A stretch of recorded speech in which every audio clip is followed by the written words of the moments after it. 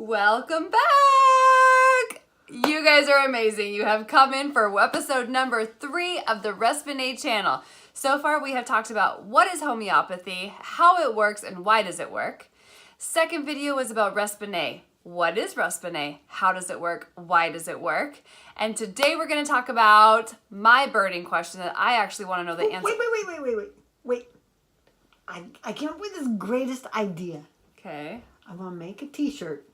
So when I want to lay on the couch and just be a couch potato for the day, I'm going to wear this t-shirt that says, I'm rather busy on a molecular level. Get it? Get it? Get it? Okay, really fast. That is an awesome interlude to this. P.S. My name is Rachel Riviera. I'm a nurse in Seattle, Washington. I'm a little bit social smart, but not as much book smart as this lady right here. This is Elaine Delac, the innovator of Respen-A, which is the homeopathic treatment being used for autism, anxiety, depression, ADHD, and OCD. This lady is smart. This lady has the corniest jokes that she thinks are hilarious. I thought it was like funny. this last one that didn't I just get heard. it. Yes, this is true. Molecular level. You know, mitochondria's all working. No. Wow. Okay, let's get back to my question. My question is, okay, I read some statistics about autism. What I read was that in 1970, 1 in 10,000 children was diagnosed with autism. 1 in 10,000. That was in 1970. Now, in 2014, they just released that 1 in 68, not 68,000, not 6,800, 1 in 68 kids is diagnosed with autism. And it's a much higher prevalence in boys than in girls. They said that basically that equates to being 1 in every 42 boys and 1 in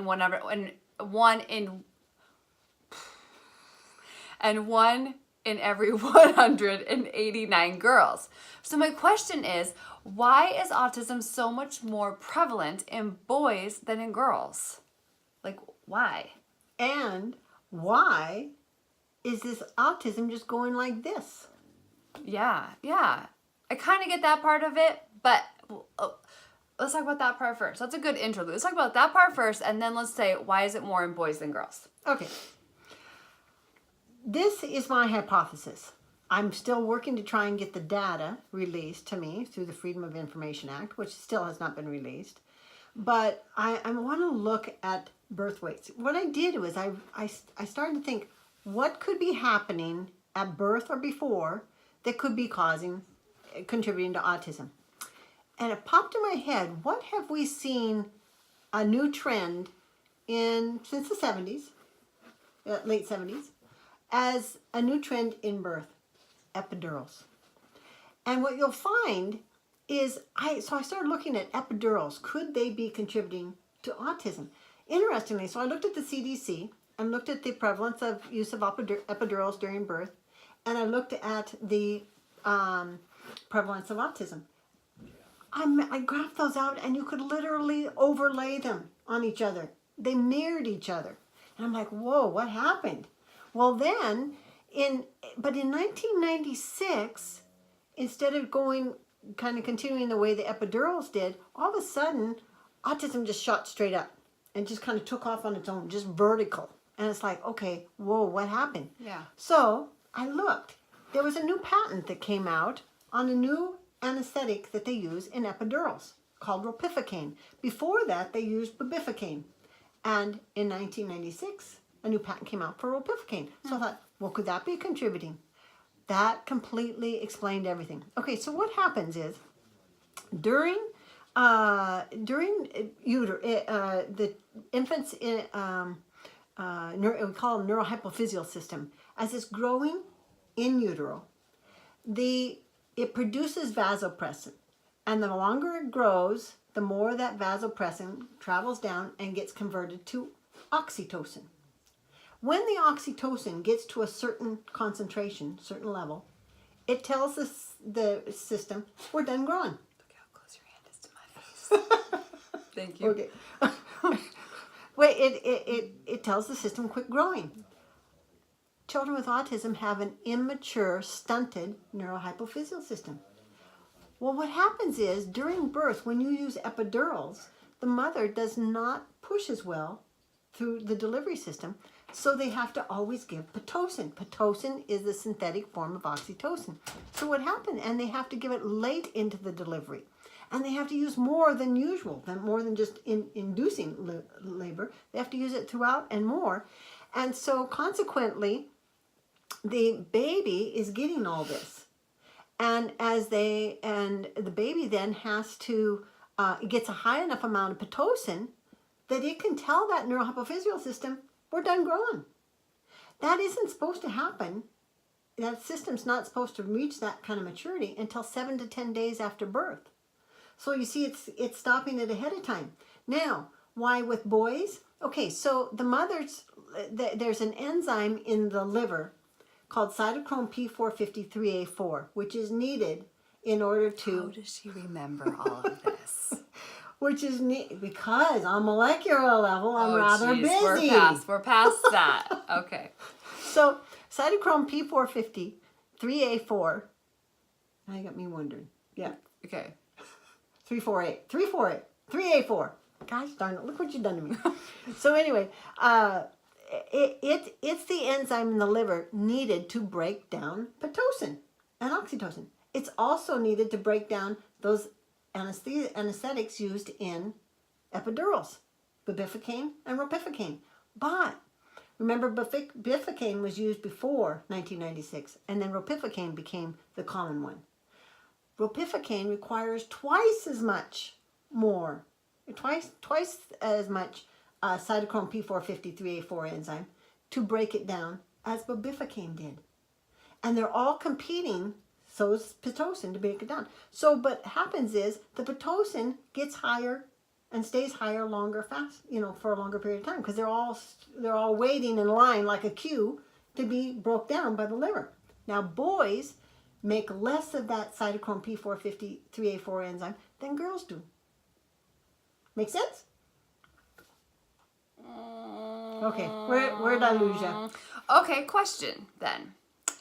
If this is the case with all these letters happening, why then you're saying that it stops something in your brain that should be maturing 7 to 10 days later, but why do newborns, why don't you see signs of autism until they're about 18 months of age? Okay, because we're going to keep asking her these kind of questions. I'm going to stump her. There's another part of the perfect storm.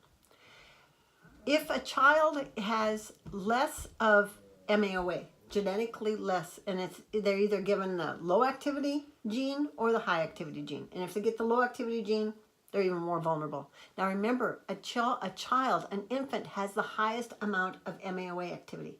It decreases as we age.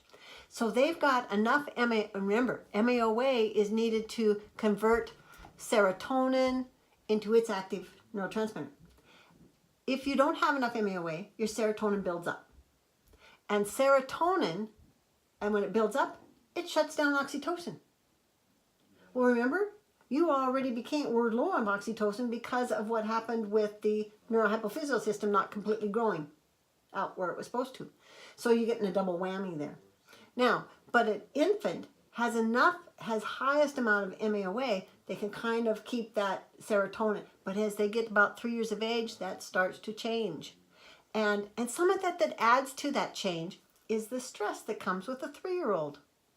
What happens when they're an infant, even a 1-year-old or whatever, they want to have a fit? We let them have a fit.